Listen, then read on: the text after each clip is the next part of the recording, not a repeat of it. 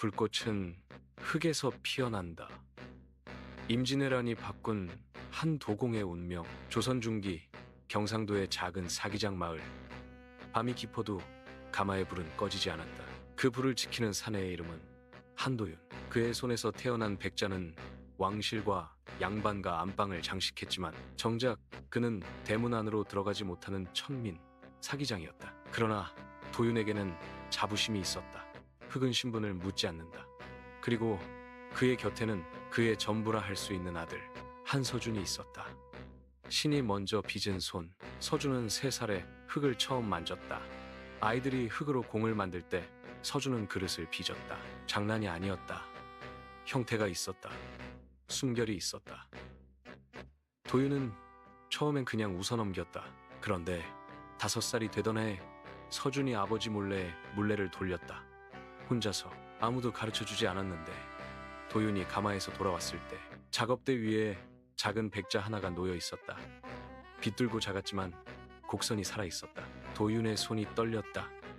20년 도공 생애에서 그 곡선을 완성하는데 10년이 걸렸다. 그런데 5살짜리 아이가 놀다가 만들었다. 그날 밤 도윤은 혼자 술을 마셨다. 신이 이 아이의 손을 먼저 빚었구나. 10살 불의 말을 듣다 10살이 되던 해 서준은 가마 앞에 홀로 앉아 불을 들여다보기 시작했다. 불의 색이 미세하게 바뀌는 것을 보고 아버지, 지금 온도가 너무 높아요 라고 말했다. 도윤이 측정해보면 언제나 서준이 맞았다. 귀가 아니었다. 눈이 아니었다. 그 아이는 불의 말을 들었다. 마을의 늙은 도공들이 하나둘씩 구경을 왔다. 평생 흙만 만진 장인들이 어린아이 앞에서 조용해졌다. 저 아이 사람이 맞나? 아버지를 넘는 재능. 도윤은 어느 날 깨달았다. 이 아이는 나를 넘는다. 기쁨이었다. 그리고 동시에 태어나서 처음 느껴보는 낯선 감정이었다. 자신의 아들 앞에서 처음으로 작아지는 기분. 그날부터 도윤은 자신의 기술을 하나도 남기지 않고 아들에게 쏟아붓기 시작했다. 불의 온도, 유약의 배합, 흙이 울고 싶어하는 순간까지. 가르침이 아니었다. 이식이었다.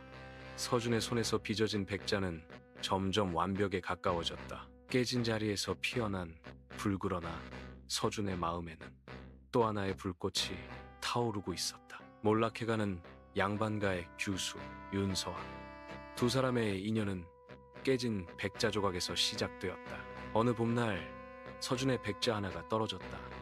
산산이 흩어진 조각들 사이에서 한 여자가 쪼그려 앉아 그것을 집어들었다. 깨졌지만 여전히 아름답네요. 그 목소리가 서준의 심장에 금을 냈다. 깨진 백자처럼 감추고 싶지만 더 눈에 띄는 그런 균열이 생기고 말았다. 하지만 현실은 냉혹했다. 사기장과 양반.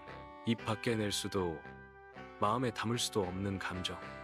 그는 그날 밤 가마 앞에서 백자를 빚다 말고 멈췄다. 흙 위에 남은 손자국 이서아의 얼굴처럼 보였다. 도윤과 무진한 스승 아래 자란 형제 도윤에게는 형제보다 가까운 친구가 있었다. 이무진 두 사람은 같은 스승 아래서 배웠다. 같은 가마에 불을 지피고 같은 실패작을 깨뜨리며 웃었다.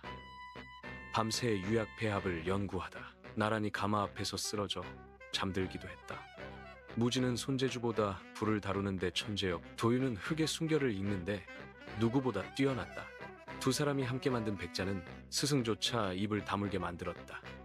너희 둘이 헤어지지 않으면 조선 최고의 가마가 될 것이다. 스승의 말이었다. 그러나 세상은 두 사람을 갈라놓았다. 임진왜란, 무진의 집은 불에 탔다. 가족도 흔적도 없었다. 마을 사람들은 수군거렸다. 무진이는 죽었을 거야. 도윤도 그렇게 믿었다. 아니, 믿으려 했다. 죽었다고 생각하는 게 살아있는데 소식 없는 것보다 덜 아프니까. 죽은 자가 돌아왔다그로부터 10년. 어느 날 마을 어귀에서 말발굽 소리가 들렸다. 화려한 행렬, 일본식 가마 무사들, 그리고 그 중심에 도윤은 눈을 의심했다. 죽은 자가 살아서 걸어오고 있었다. 이무진이었다. 도윤의 다리에 힘이 풀렸다.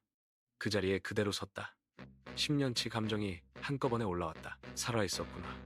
왜 연락이 없었냐? 아니, 어떻게 살아남았냐? 아니, 저 옷은 뭐냐? 무진이 걸어왔다. 한때 함께 가마 앞에서 쓰러져 자던 친구. 유약이 묻은 손으로 서로 등을 두드리던 사내. 지금 그 손에는 외국 귀족의 폐물이 걸려 있었다. 두 사람은 한동안 말이 없었다. 먼저 입을 연 건 무진이었다. 살아있어서 미안하다. 도윤의 눈에 뭔가 차올랐다. 임마, 욕인지 울음인지 모를 한마디 감옥구멍에서 간신히 나왔다. 며칠 동안 함께 가마를 짚었다. 말이 많지 않았다. 흙을 만지는 손이 10년치 이야기를 대신했다. 그때 무진이 입을 열었다. 조선에서 우린 천민이었잖아. 근데 일본에선 달라 날짱인이라 부르더군. 신분이란 건 말이야. 도윤아, 누가 더 간절하냐의 문제더군. 도윤의 이마에 핏줄이 섰다. 그런데 무진의 눈빛만큼은 아직 가마 앞에 쪼그려 안자부를 바라보던 그 사내였다. 운명을 바꾸는 제안 그때 무진의 손이 멈췄다. 서준의 작품을 본 순간이었다. 완벽한 곡선 빛을 머금은 유약 춤 쉬는 듯한 표면. 이건 천재다 썩혀선 안 된다. 무진은 단호히 말했다. 이 아이를 일본으로 보내게. 조선에선 평생 천민이지만 일본에선 가문을 세울 수 있어. 도윤은 밤새 가마에 불을 지폈다. 새벽까지 아들의 미래와 조선의 흙 사이에서, 뿌리와 날개 사이에서 가마의 불이 꺼질 무렵 그는 결국 고개를 끄덕였다. 그것은 선택이 아니었다. 부러진 것이었다. 하야시 세이준 이름을 잃은 사내 일본에서 서준은 새로운 이름을 얻었다. 하야시 세이준. 그의 백자는 다이묘의 찻자리를 장식했고 귀족들은 그에게 고개를 숙였다. 신분은 상승했고 부는 넘쳐 흘렀다. 조선에서는 꿈도 꿀 수 없던 일이었다. 하지만 밤마다 꿈을 꾸었다. 깨진 백자 조각을 집어들던 손 그 목소리. 깨졌지만 여전히 아름답네요. 그는 흙을 만지다 멈추는 밤이 많아졌다.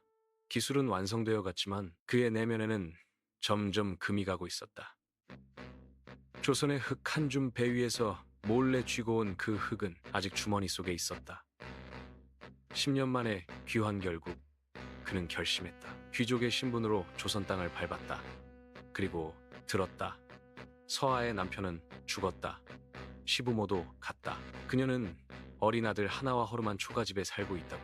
초가집 앞에서 두 사람이 마주쳤다. 10년의 시간이 두 사람 사이에 서 있었다. 당신은 흙을 떠났나요? 세이주는 가슴이 내려앉았다. 그것은 질문이 아니었다. 당신은 당신을 잃었나요? 아니요. 흙이 저를 여기로 데려왔습니다. 침묵이 흘렀다.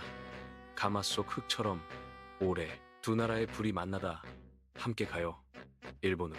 그곳에서는 신분도 가난도 벽이 되지 않습니다. 서아는 잠시 하늘을 바라보았다. 그리고 아이의 손을 잡았다. 우리도 다시 빚어질 수 있을까요? 그들은 일본으로 향했다. 세이준의 가마 속으로 조선의 흙과 일본의 유약이 함께 들어갔다. 두 나라의 불이 만난 자리에서 세상에 없던 도자기가 태어났다. 백자도 채색자기도 아니었다. 균열을 품은 아름다움. 그는 더 이상 천민도 포로도 아니었다. 그는 장인이었고 한 가문의 시조가 되었다. 마지막 백자노년이 된 세이주는 다시 조선 땅에 섰다. 아버지의 묘와 그는 품에서 백자 하나를 꺼냈다. 완벽한 형태. 그러나 일부러 남긴 작은 금 하나. 완벽함은 신의 몫입니다. 인간은 흠으로 기억됩니다. 그는 주머니 속 흙 한 줌을 꺼냈다. 50년 전 배 위에서 쥐었던 그 흙을 손바닥 위에서 바람이 가져갔다. 불꽃은 사라져도 흙은 남는다. 전쟁은 사람을 빼앗지만 예술은 국경을 넘는다. 그리고 가장 아름다운 그릇은 언제나 가장 많이 깨진 손에서 나온다. 역사 어딘가에는 이렇게 기록될 것이다.